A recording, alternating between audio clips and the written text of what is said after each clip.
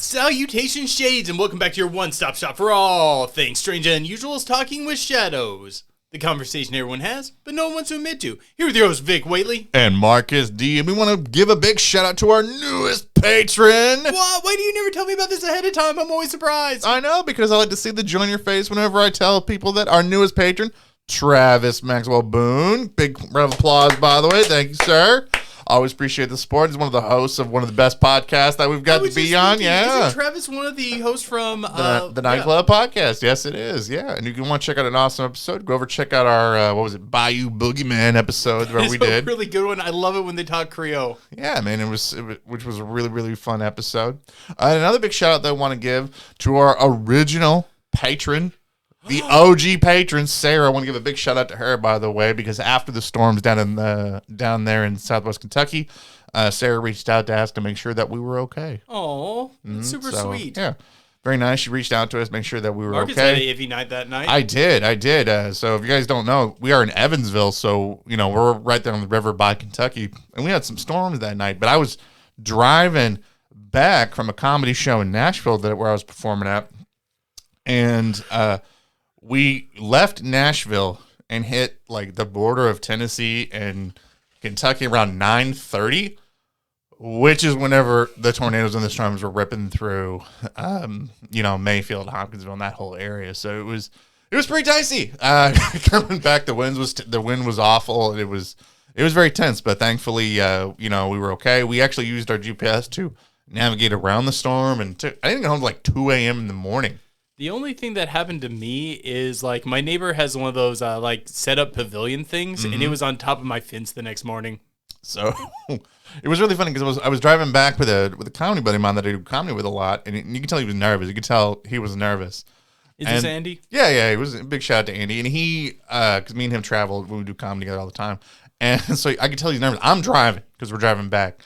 And Andy was kind of nervous about it, so we started talking about some stuff from the paranormal, and then I forgot about that. Oh, then I could just see the look on his face whenever I was like, you ever like done that accidentally where you start talking to, some normies out there about the stuff, the paranormal, the face that they just stare at you. And you're like, oh, I'm sorry. I didn't mean, he's like, would you really want to talk about UFOs and aliens, or were you, By the way, can we crack into this new beer? I'm super excited about it.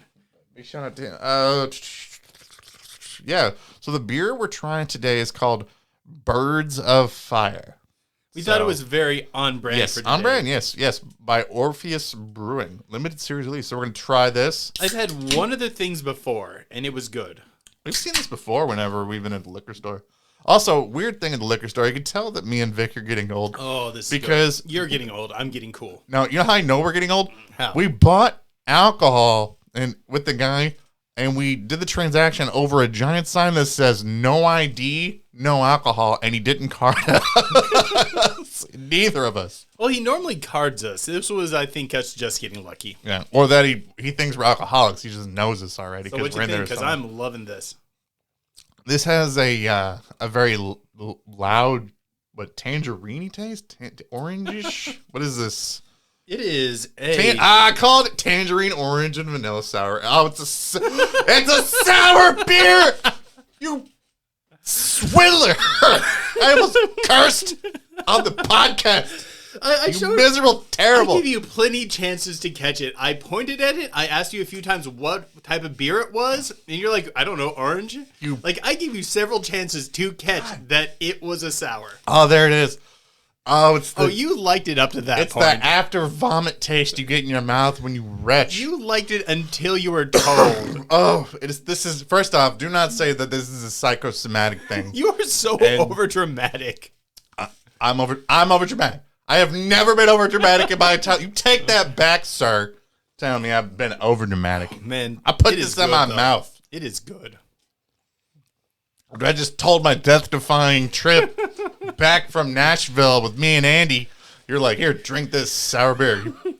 That's a friend of 16 years right there. I asked you if you want to get this, and you said yes. Salt on the wound, sir. Hey, at least it's orange. You love our orange beers. God. Moving on to something else to take my mind off this sour beer. Terrible. Anyway, guys, we want to announce that we have officially launched our Discord server for our patrons. We have been talking about it for a while. We finally launched it today, the day this episode is going out. We made it like a month ago, and I kept asking Marcus to add me to it because he insisted I be the moderator. And today I'm just like, get it out. We're adding me now. Okay. Anybody who's ever reached out to us on social media has always talked to me. So I'm like, if we're gonna do this Discord server thing, man, I need help. He's like, you got to pitch in, and you gotta like. I don't mind doing it. Just a heads up, guys. I'm a little antisocial, so bear with me. You're on Discord more than I am. Dude, I am on Discord more than you. You say that you're antisocial. You're the one between the two of us that's on Reddit. And Reddit's awesome. Discord. How are you not on Reddit? And other I'm an old man. You are an old man. I don't get on the Reddit. I don't get on the Reddit. Don't call it the Reddit. The Discord. The Twitter. Discord's cool. Oh my God. I swear you're aging before my eyes. By the end of the episode, you're going to be a pile of dust and bones. It's like, I'm very glad that we are on the YouTube. Oh my God. I know. And I'm about to have my birthday next month. I'm about to turn. It's going to be worse. I'm 30.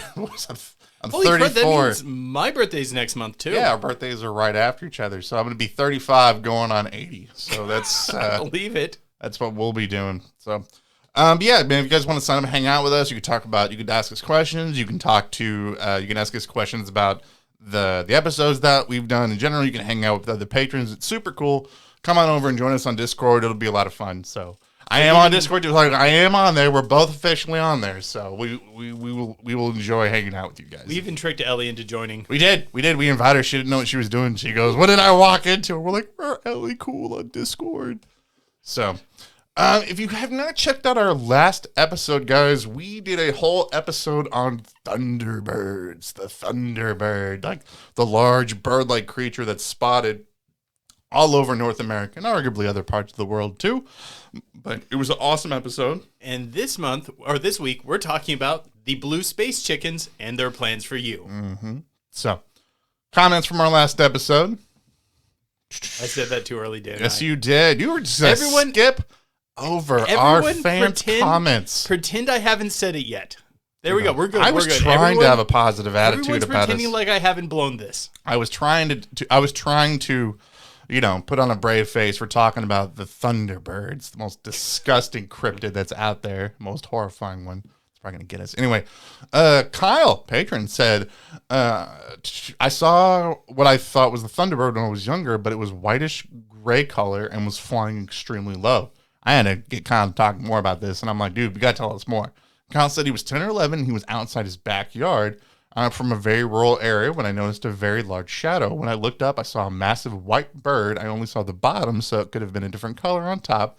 It looked to be some sort of raptor with at least a 20-foot wingspan. It was flying just above the tree line. I only saw it for a few seconds before it was out of my sight, and I immediately ran into the house and searched up large white bird Nova Scotia and found a bunch of stories about thunderbirds in the area. Dude, man, you're making Nova Scotia sound really freaking cool. Nova Scotia. Sorry, my bad. I'm slurring today, I guess. I don't know. Southern Indiana's showing, sir. This beer is apparently hitting me very hard after 2 sips.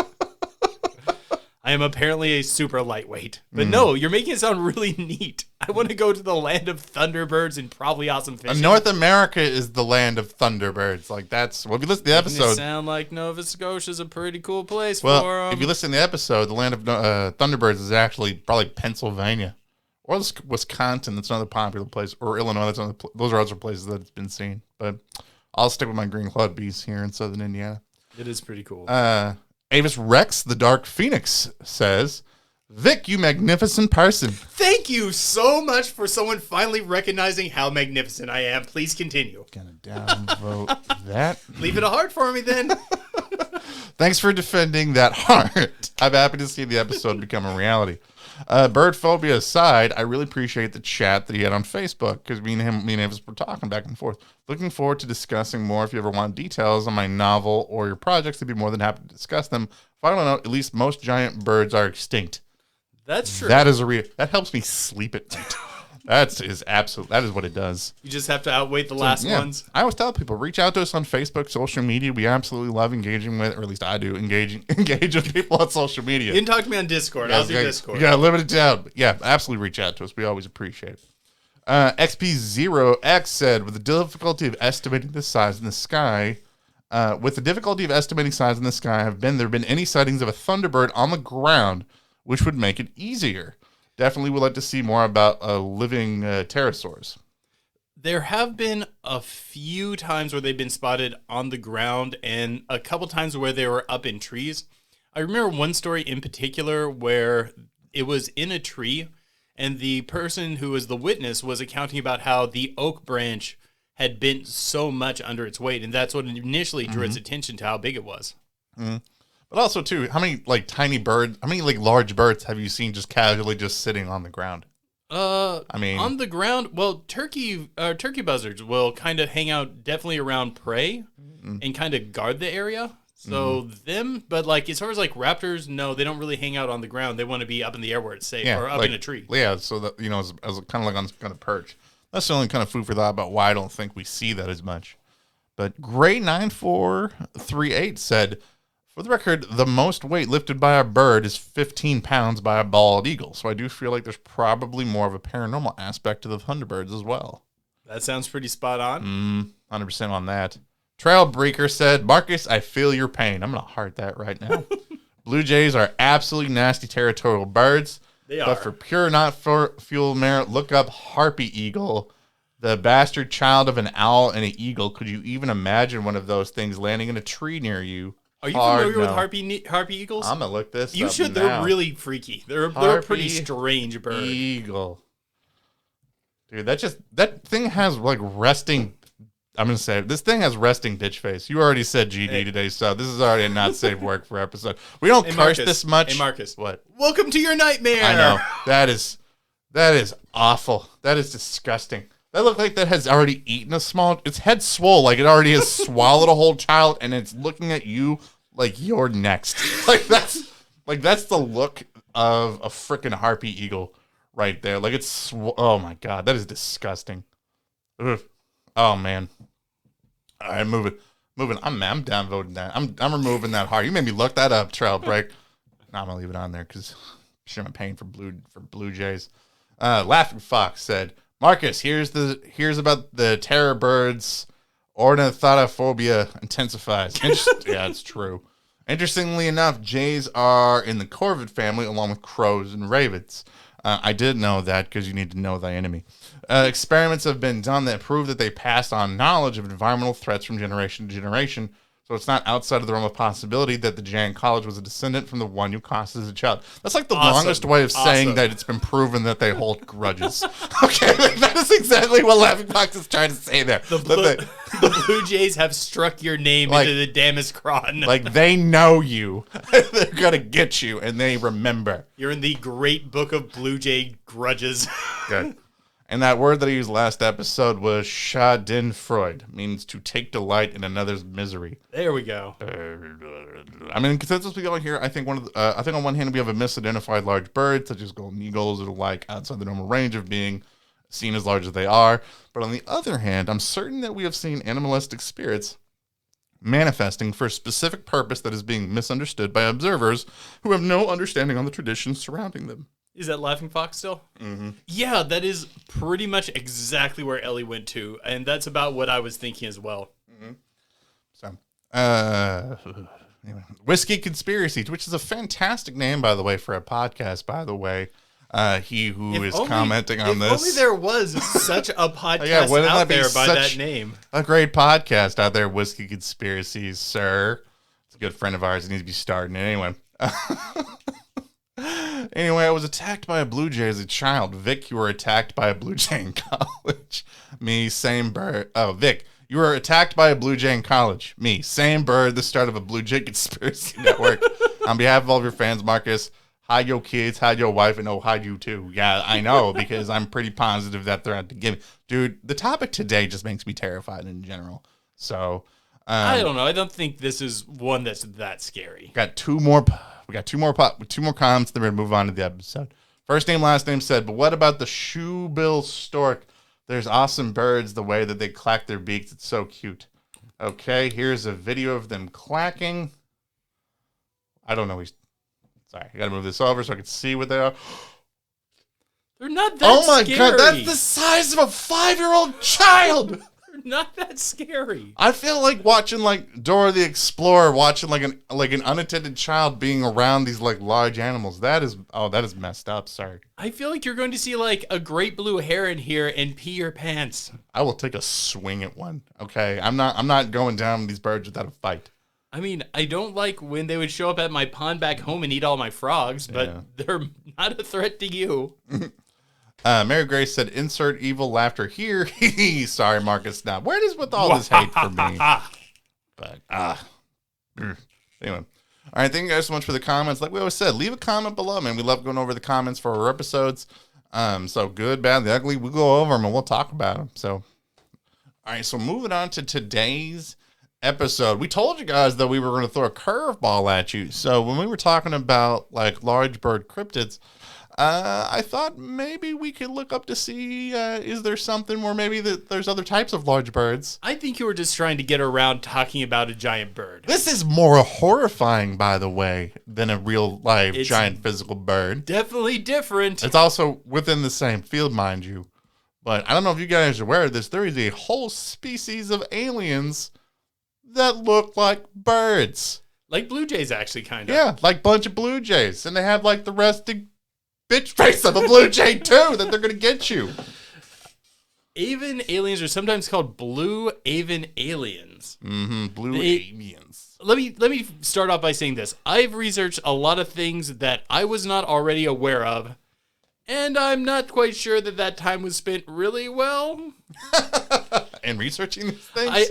Apparently, at some point today, there's going to be a test to find out if I am one. Yes, we have discovered through that there are tests to discover whether or not if you are actually a blue avian. So, do you want to go over like a little bit about exactly what a blue avian alien is and kind of like what they look like, their general motif? Go ahead. Yeah, okay. So, the blue avian aliens are a humanoid alien about 8 feet tall with a humanoid-shaped body, but with avian-esque features. So they have like a tiny, not a mouth like a blue jay, but more like what kind of mouth would you describe? It's like a hawk, kind of like a. No, I thought they actually had a fairly blue jay sort of mouth. It's more like yellow.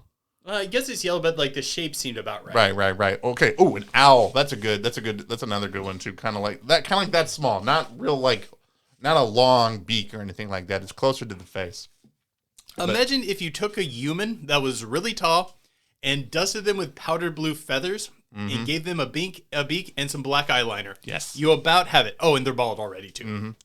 So that is typically what one of these blue avian aliens look like. But they're not like, but the weird thing about like contact with like blue avian aliens is it's not like normal contactee experiences where they'll just randomly abduct you. So most contactee experiences with blue avians start in your dreams.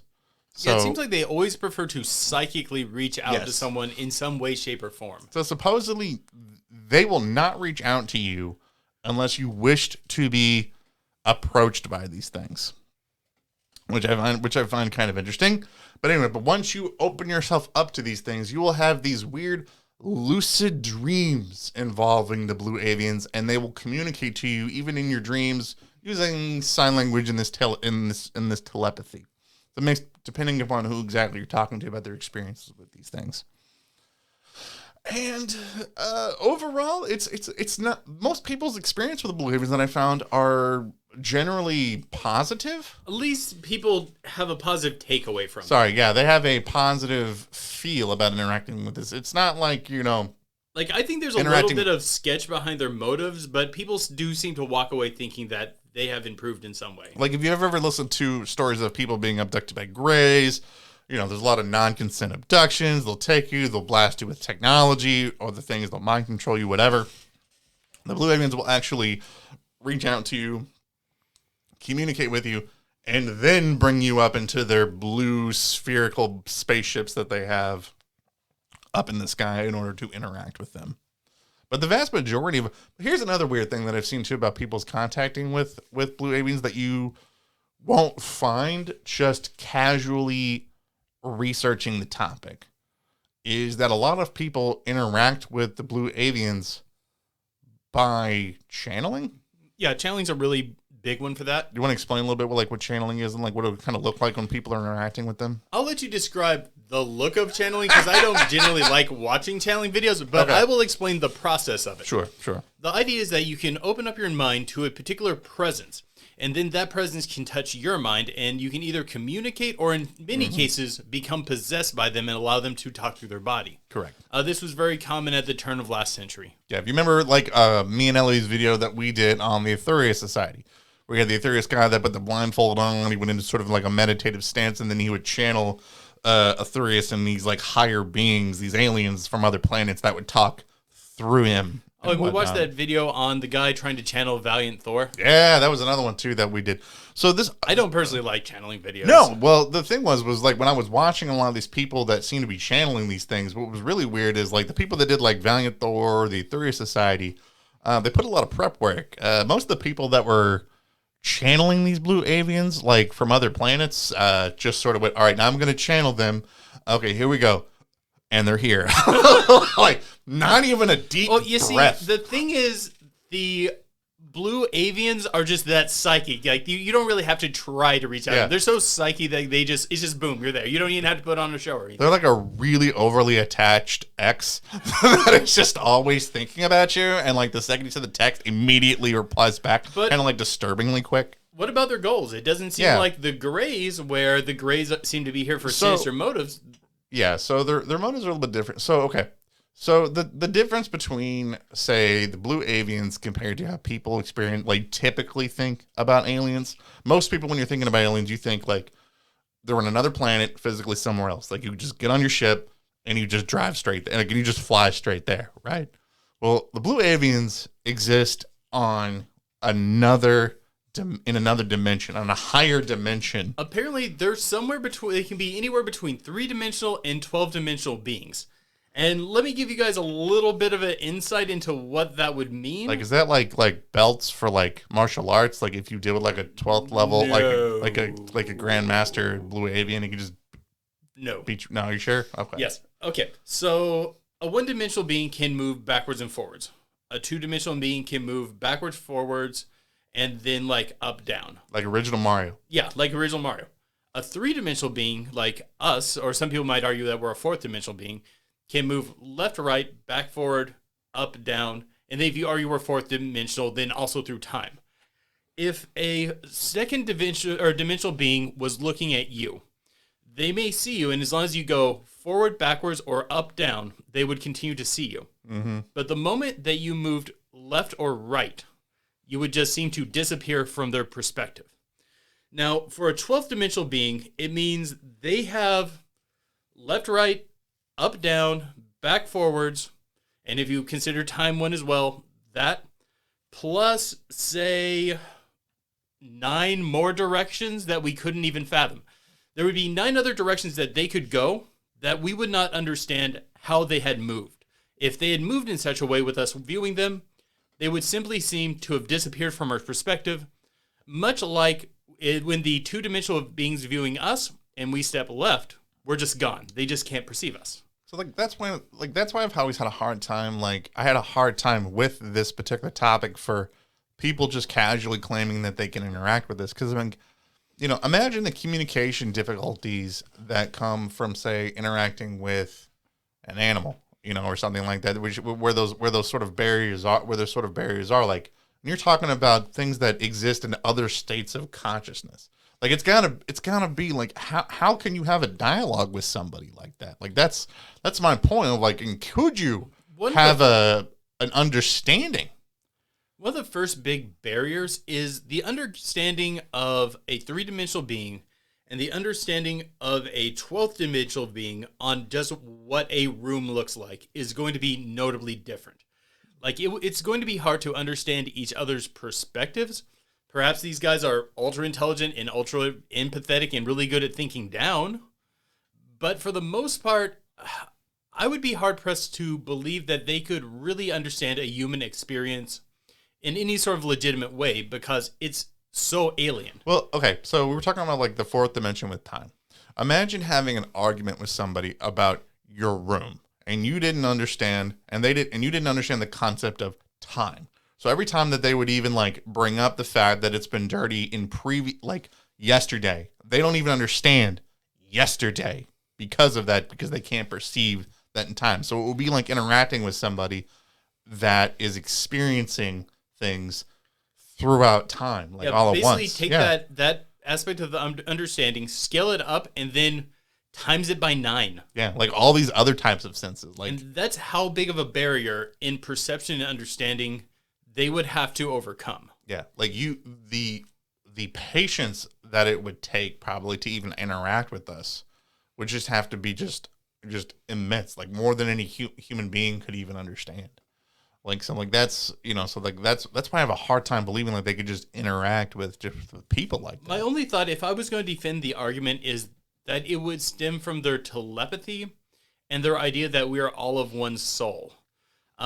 Perhaps they can understand our experience of, say, a room by seeing it through our eyes, even though their perception of a room being able to move in so many different aspects is going to be different. Mm-hmm. That part is always just so weird, because when people talk about that they interact with these things, because I've had that, because I've read a lot of people's personal accounts with channeling through these things, but I've had a hard time finding examples of people saying that they came face to face, particularly with these sorts of things. That it's always in this sort of psychic realm. Communication, particularly through their dreams. Who's that guy? I watched like his whole channel. Corey Good. So he had claimed to have had face interactions with them, though. Yeah.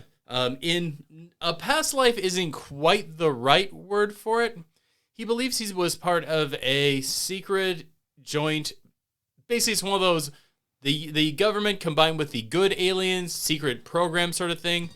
But the thing is, it was when he was in the program, and you're in the program for 20 years. And then at the end of your 20 years, you're given drugs to make you 20 years younger, and then sent back in time to the exact spot you were recruited from, and your memory is wiped. It's like he took the plot to Stranger Things and just made it more complicated. But apparently during one of those 20-year spans, he had worked with one of these Blue Avians and had talked to them one-on-one. Yeah, and that's where a lot of people seem to get at least their basis understanding of what the Blue Avians are and what their motives are. Because typically it's believed that the Blue Avians' motives is to help humanity achieve a state of like mental and spiritual enlightenment. Like sort of like advances along, enlightenment. Past even more for that. But like I've heard some people that it starts there, but it goes all the way up even further than that. The understanding that I got from Corey's channel was that it would be along the lines of this: we don't truly communicate at the moment through vocal communication and other such things. We create a facsimile of it, but it's not really true communication because we're not communicating on a spirit to spirit, soul to soul level. That the enlightenment will occur when we can all communicate on a emotional, spiritual, psychic level simultaneously together, and we all come to the realization that we are all of one soul. That's at least my understanding of it. Like the Borg. Yeah, like the Borg. Or Gene Stealers. From 40K. like on the surface, it just sounds like this is so good. And man, I don't think it sounds like a good idea. I like my independence. The people that really, that report having interactions with Blue Avians, man, they really 100% believe and think that this is a good idea. That they are behind becoming this one unified soul. We all raise our vibrations and things like that, and we all just become this just spiritual oneness. Also, they have been around since the beginning of human existence and has been guiding our DNA, our spiritual development, and everything. Basically, this theory takes pretty much credit for everything humans have ever done. Because if you look at throughout the course of human history, there's examples in which sort of avian-esque creatures have been involved with humanity's spiritual and like mental enlightenment, like Avian, sort of Anunnaki, guardian spirits, angels. I mean, there's these. I meant to say angels instead of avians. No, you're fine. Like these, like like things like angels with like the giant wings that they have. Ancient Egyptian gods, thought and Greek Ra and gods all are this. almost always depicted with wings. Yeah, most Sumerian gods, like they're typically depicted with some sort of like a humanoid shaped body with some sort of animal-esque head. And if you think about it a little bit, there's also the belief with the Blue Avians that they have helped life on Earth evolve. And one of the things that they did and that they're responsible for is birds. Most birds on planet Earth are actually descendants and early like things that were left by the avians as like a reminder to humanity. So if you think about like most birds throughout some sort of mythology, most typical birds in some way, shape, or form are, they're guardian spirits. They're trying to help, enlighten people, make people aware of things, symbols of wisdom and things like that. So wait, so if they seeded the DNA components for birds, they put the dinosaurs in too. But also they're like vicious enemies of the reptilians. Mm-hmm. Why? I know technically dinosaurs aren't reptiles, probably, but still, it looks a lot more similar to what a reptilian would look like. Mm-hmm. Why use that as a base component, or is this a slight? Now you have to understand here. Now what that is that is a reptilian conspiracy to make you believe that dinosaurs and birds are somehow genetically related. You've been brainwashed by the reptilians. Wait. Then is it the Avians conspiracy to undo that by now telling us dinosaurs probably had feathers? No, that's why. Is that them undoing the reptilian conspiracy? I guess. But also that's why I also believe that whenever the Blue Jay came after me, that's the Avians because they know that I know. I know Blue Jay would be perfect. It's the right color. That they're after me in some sort of way. So I'm taking that personally, by the way, that they have attacked me.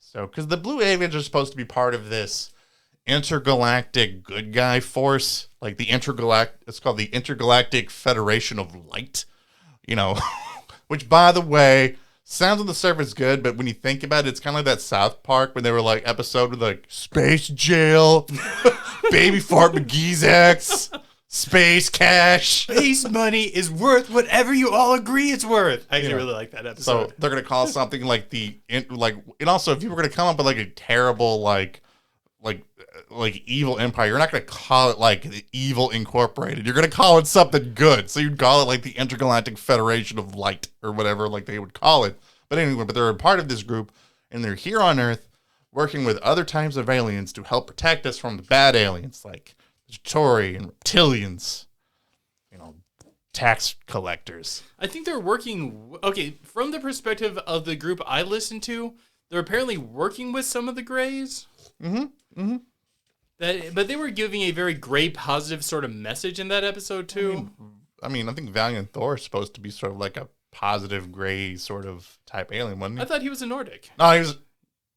I can't remember off the top of my head. Stargate. In Stargate, he was. Oh, that's right. I'm thinking of that. I'm sorry. I misrepresented. There goes Marcus, confusing fantasy and reality again. You know how hard it is to keep like Zeta Reticulans and like avians and reptilians and all of them like separate. It's not hard. One looks like peoples, one looks like dinosaurs, and the other one looks like birds. That was my bad. But anyway, there's like the good guy force versus the bad guy force, and somehow both are trying to use humanity for some sort of like gain for whatever they're trying to do. Like I'm going to tell you this: I do not personally trust the bird people who are manipulating my genetics and trying to make me soul fuse with every other human. I've seen other humans. They're dirty. I don't want to soul fuse with them.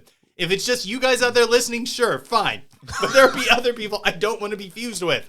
Well, I feel like there's other people that are like, I, for one, welcome our new wave, for Lords.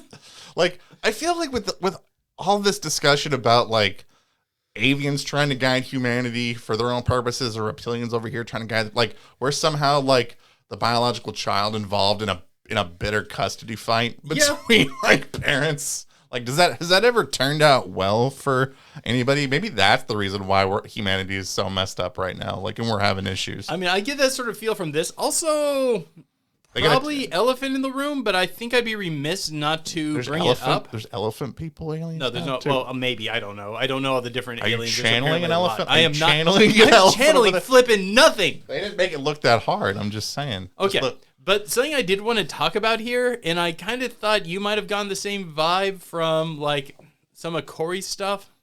Did you kind of get a little bit of a cult vibe from it? Okay, so if you watch any of the YouTube videos out there, the vast majority of the YouTube videos out there are not about the Blue Avians history. It's about their great motives, that they're here to help humanity and guide you and welcome you with open arms, and you are wonderful and great exactly how you are. He didn't say on the YouTube video I needed to move to his compound and give him all my money, but I kind of felt like if I reached out to him on YouTube, he might have asked me to move to his compound and give him all my money. Like, I was waiting for that in so many of these videos, and one of the weirdest parts about all of them is in these videos when they're talking about how wonderful they are, they go, and maybe you're a blue alien because they've left their seeds on humanity to help have certain special blue avian people like humans guide humanity as well. So you might be a blue avian. I did not read this part because Marcus was going to potentially. Do you want to do the test in the Patreon or here? No, we'll do. It right here. No, we got some time. You know, I ain't going. We grown. We got some time. I got more. It's time. I just didn't want to be outed as a blue avian alien to everyone. So this is pretty common that they will try to see like.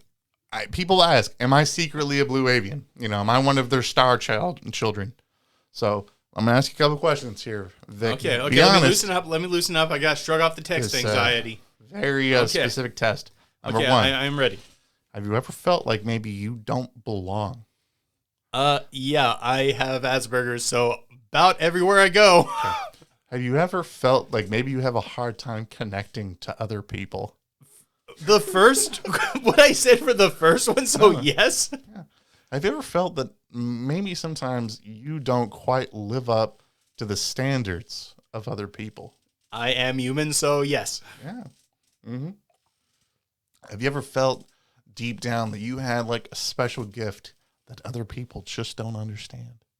I have a beautiful light that shines from inside, and it's not my fault not everyone gets it. Yeah. Yes. Do you ever feel like sometimes you have dreams or prophetic dreams or specific dreams that you think might actually be the higher universe telling you something? I have dreams, yes. So, yes, sometimes they do match up with my day-to-day life. I believe that is 5 for 5. You are probably a blue avian. You're an alien. I freaking knew it. Okay, get it out of me. Where do I find the seed? Pull it out. Get the tongues. Get the tongues. I don't know. The only option we got is for you to chug some laxatives and poop it out. I'm cool then. Like, that was a real big part about a lot of these people's message. A lot of people would answer yes to most of those. Yeah, you know, and so a lot of people sort of feel lost, and their explanation is maybe you're this blue avian, maybe there's a blue avian spirit inside you, and all along you've been an alien, and that's why you don't fit in. Like, what I'm going to say right now is I don't think people should give up on the humanity. I think there's something special and unique about everybody. Yeah. We're pretty terrible, but we're also pretty cool. So just food for thought on that. I just want to make sure that people are aware of that. So we're kind of a nice mix between insanely awesome and insanely bad. Mm-hmm. So, I mean, do you think that the blue aliens are here for, like because, I mean, they sell it hard. That these are beneficial aliens, and we just need to understand. Me going ahead and going into my final thoughts, then. Yeah, go ahead, and we'll sort of get into that, like, because they will push this hard. I have never seen another group of people push this hard on how good these aliens, like their alien that they attach to. Here's my thoughts on it. I don't think a lot of this makes like a huge amount of sense. I think if these people, oh goodness, sorry, burps. Excuse me. Got the Chinese buffet burps. It's the blue aliens trying to silence me. They're trying to get it out. If these people are truly communicating with avians, an avian alien species, which I'm very skeptical of, I'd put this in one of those less likely to be true categories. But if they are, I definitely don't think they're being told the whole story. If they are in connection with something, I think it's something that is almost certainly trying to manipulate them. It's trying to sell them on a pretty story to get them compliant, to spread the word, to try to get other people to buy onto this pretty story. For what ends, I don't know. But let me tell you this. Even if they were around and the story unfolded exactly as they say, and that's what their viewpoint is, I still do not like them. They have been messing with our genetics throughout time. They are trying to sculpt us to what they think we should be. Beyond that, this is a creature of a dramatically higher dimension than us. I don't think it has the perspective on what humanity is to give a judgment on what we should become. I just think that, like I said, I don't really believe the story. But if it is true, I think they're bad news. They might not think they're the bad guy, but guess what? They're the bad guy. Like, I get very hung up on like how it is very common that people that are really sort of pushing this idea about the Blue Avians being real, they're out there and this is what they do, and they're always saying that they're great, they're warm and loving. Never stop to ask, what do they mean by love and what does that mean? Because we all love different people in our lives very differently. You love your mom differently than you love your wife. I sure hope so. Yeah, you love your wife hopefully differently than you love your dog, by the way. Oh my God, why are you making this so skeevy? Like, but I mean, but the statement is you love all three of those individuals very differently, but you will still use the word love for what does that mean? Like, you love your dog, like I love my dog, but however, we're gonna, get her fixed, maybe against her will. We love our dog, but we're only going to buy her specific dog food that we want to get for our dog. We love our dog, but we're only going to let her out at certain times that's convenient for us. Like, we'll still use that phrase. So, like, when people talk about, like, Blue Avians come with love, like, in what context? Like, I really want to know exactly, like, what they're talking about, because they're talking about, like, changing the way that we fundamentally view the world that makes humanity unique, that makes us special. Why change? Why do we need to particularly change? Like, what do we need to do differently? Like, beyond that, this whole idea of jump starting us into this psychic race, yeah, sure, maybe humanity might end up that way, but I think there's something to be said about achieving that on your own. I think there's something important about the journey we're going to take to get there. And it also allows us to transition through those steps at a healthy rate instead of trying to rapidly adjust to a changing world. It's kind of like us with technology right now. Often technology is coming up so fast that we don't have time to properly adapt to it and understand it as a society. I feel like it's even bigger when it's psychic powers. We're going to need time to adjust to this. Yeah, I think like what makes us all what makes our society so awesome is the differences that we have, differences of opinions, difference of looks, difference the way that we feel. So that way that we can work on our problems. I think that's I think that there's something to that. So I don't know necessarily if there's this whole idea of us becoming like some sort of one giant psychic pool, like the Borg. Like at the end of the day, maybe that might not necessarily be humanity's best interest. I don't know. Just Plus, I like rugged individualism. Yeah, I don't want to be this part of all humanity amalgam. I think one of the things that makes us special is our ability to disagree. And here's another thing that I found too. If their real idea was to spread, to increase humanity and help humanity get along, why would the message so much be, "Are you a Blue Avian?" That's a good point. Instead of the answer being no, you're not, but you've just become a little bit more enlightened. Now go out and help other people. That's a very human way of thinking. I, as a blue alien, know that I'm innately better than you. I'll tell you this: I never once in any video that I watched, and I watched dozens of videos on these things, did I ever see them tell a person, "Go out and do something good for somebody else." Not one single time. At that, how often do we tell our listeners to do that? Actually, guys, I'm doing it right now. Do we say that our message is one of love? No, I guess not. But still, everyone go to do something nice for someone. It's cool nice for doing nice somebody things else. for people. Yeah, that's awesome. But they never guide you into how to do that. I'm gonna give Marcus a hug, even though he smells like he hasn't showered. Oh, that's gonna be my nice thing. But I don't know. Food for thought for you guys. What do you guys? That was pretty interesting. That man. was, food for thought. Have you guys ever heard of the Blue Avians? Put that in the comments below.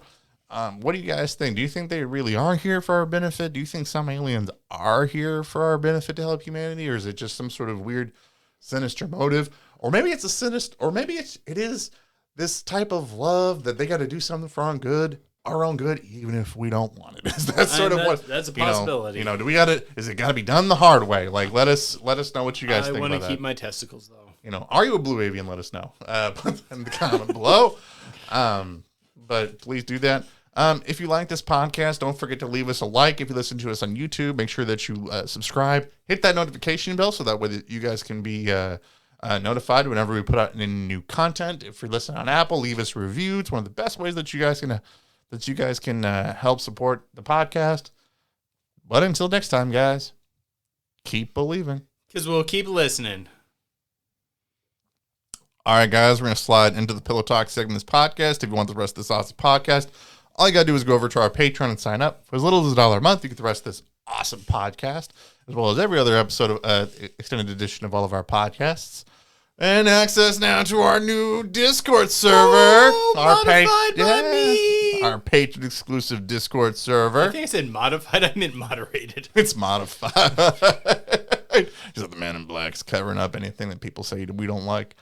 And if you sign up to be $2 more a month, you get access to our poll where you can vote on the theme of our content each month. And currently, right now, Magic and Monsters is winning over the iceberg or conspiracy iceberg, past life phenomenon, and time and space anomalies.